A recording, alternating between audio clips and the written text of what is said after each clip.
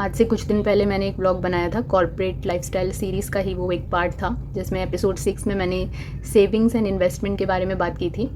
वो पार्ट 1 था और उसका पार्ट 2 अभी भी बाकी था। तो आज कॉर्पोरेट लाइफस्टाइल सीरीज़ का जो है लास्ट पार्ट है, लास्ट एपिसोड है, जिसमें मैं एपिसोड 6 के उस सेकंड पार्ट को आज कवर करने वाली हूँ।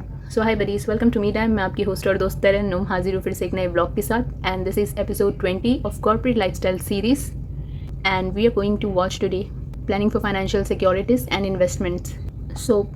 पिछले व्लॉग यानी कि पार्ट 1 में उस वीडियो में हमने देखा कि हम किस तरह से अपना बजट, सेविंग्स अमाउंट, एक्सपेंसेस और कितनी इनकम होनी चाहिए ये सब एनालाइज कर सकते हैं, कैलकुलेट कर सकते हैं। और आज इस वीडियो में हम देखने वाले हैं 5 simple savings and investment idea जो आपकी short term and long term savings में हेल्प करेंगे।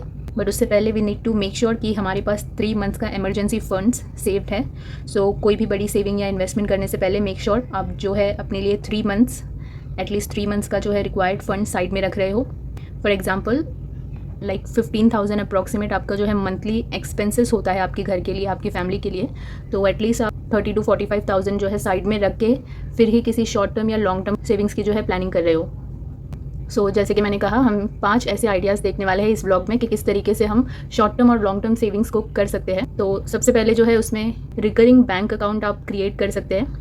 रिकरिंग बैंक अकाउंट एक ऐसा अकाउंट होता है जिसमें कि फॉर एग्जांपल आपको किसी भी गोल के लिए, चाहे वो शॉर्ट टर्म हो या लॉन्ग टर्म हो, चाहे आपके स्टडीज़ रिलेटेड हो या कोई आपको बिज़नेस ओपन करना हो या फिर आपके मैरिज के लिए या किसी भी चीज़ के लिए आप पैसे जमा करने चाहते हो, बट आपका हर मंथ जो है कुछ ना कुछ एक्सपेंस होता रहता है और आपकी जो भी सैलरी का अमाउंट आता है वो एक्स्ट्रा मतलब खर्च हो जाता है, कुछ आप सेव नहीं कर पाते हो। रिकरिंग अकाउंट एक ऐसा अकाउंट होता है कि आप उसमें फॉर एग्जाम्पल ये सेविंग अकाउंट से थोड़ा अलग होता है। उसमें आप एक पर्टिकुलर अमाउंट फिक्स करके रखते हो कि 1000 रुपीज़ या 2000 रुपीज़ या 5000 रुपीज़, ऐसा एक पर्टिकुलर अमाउंट होता है जो हर महीने आपके सेविंग अकाउंट से डिडक्ट हो जाएगा और हर महीने जो है उस रिकरिंग अकाउंट में जाके सेटल हो जाएगा। ये एक ऑटोमेटेड प्रोसेस रहता है। बहुत सी बैंक जो है ये ऑटोमेटेड प्रोसेस आपको ऑफर करती है, डिपेंड कि आपका अकाउंट किस बैंक में है। इससे आपको हेल्प ये होता है कि अगर आप मंथली सेविंग नहीं कर पा रहे हैं लेकिन आपके पास रिकरिंग अकाउंट है तो फिर भी आप सेविंग कर लोगे, क्योंकि वो एक फ़िक्स अमाउंट हर रोज़ हर महीने जो है आपके बैंक से डिडक्ट होते जाएगा।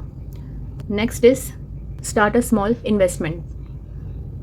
तो अगर आप अपनी 20s में हो या 30s में हो तो आप स्मॉल इन्वेस्टमेंट शुरू कर दीजिए। अब वो इन्वेस्टमेंट आप इक्विटी फ़ंड या म्यूचुअल फंड्स के थ्रू भी कर सकते हैं। जितनी जल्दी आप इन्वेस्टमेंट शुरू करोगे उतना ज़्यादा बेहतर होगा, क्योंकि मार्केट का जो रेट है वो कम ज़्यादा होते रहता है।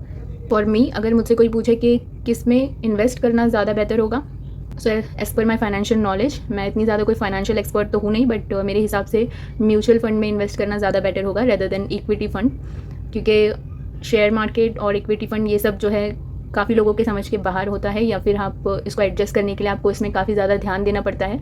कभी भी आप लॉस कर रहे हो या गेन कर रहे हो आपको इतना आइडिया नहीं मिलेगा। यहाँ पे रेट जो है बहुत फ्रीक्वेंटली चेंज होते हैं।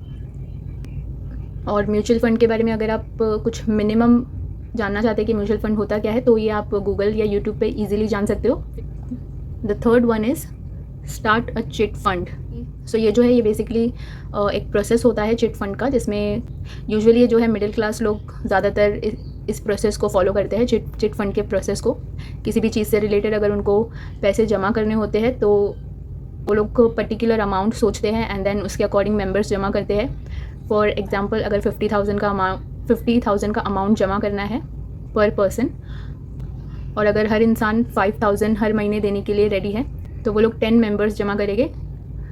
इस तरीके से 5 10 50, तो हर मंथ जो है 50,000 रुपीज़ जमा होगा और मेंबर टू मेंबर वो पास होता जाएगा। ये मंथली प्रोसेस होता है, बट इसमें ये होता है कि ये आप बैंक से लोन नहीं ले रहे हो या फिर आप अपने भरोसे वालों के बीच में जो है पैसे को सेव करने की कोशिश कर रहे हो।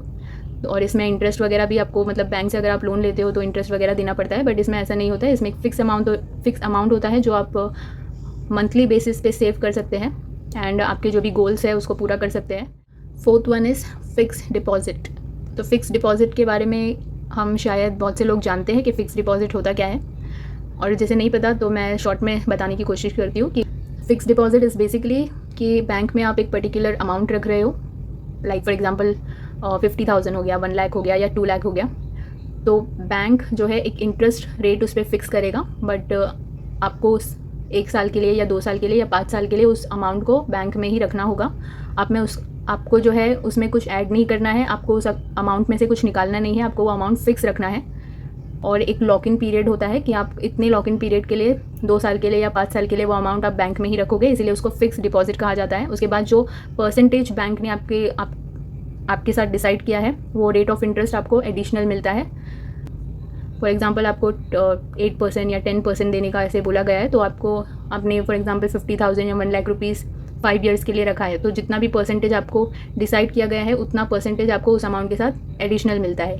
ये मोर और लेस म्यूचुअल फंड जैसा ही होता है, बट म्यूचुअल फंड में हर महीने आपको EMI देनी होती है और फिक्स डिपॉजिट में आपको एक ही बार एक लमसम अमाउंट बैंक को दे देना होता है। एंड उसके बाद आपको ना उसमें कुछ कम करना है ना ज़्यादा करना है, वो पैसे एक फ़िक्स टेन्योर तक बैंक के पास ही रखे रहेंगे।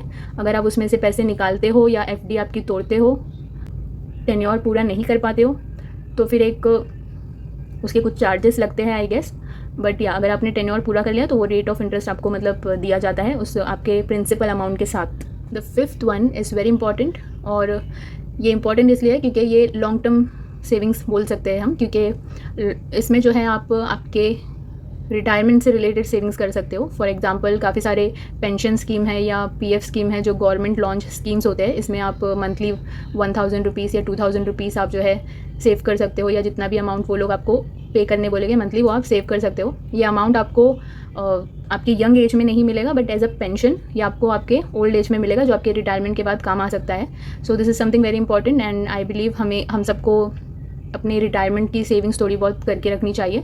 सो या that was all about today's episode, और इसी के साथ कॉर्पोरेट लाइफस्टाइल सीरीज़ कंप्लीट होता है। And thank you for watching all the episode. जिन्होंने अब तक मेरे एपिसोड 1 से लेकर 20 तक जितने भी एपिसोड आप देख पाए हो, thank you so much for all your appreciation. And कल से जो है मैं पूरी कोशिश करूँगी कि कल से ही हो एक नई सीरीज़ मैं स्टार्ट करने जा रही हूँ जिसका नाम है सेल्फ एक्सप्लोरेशन।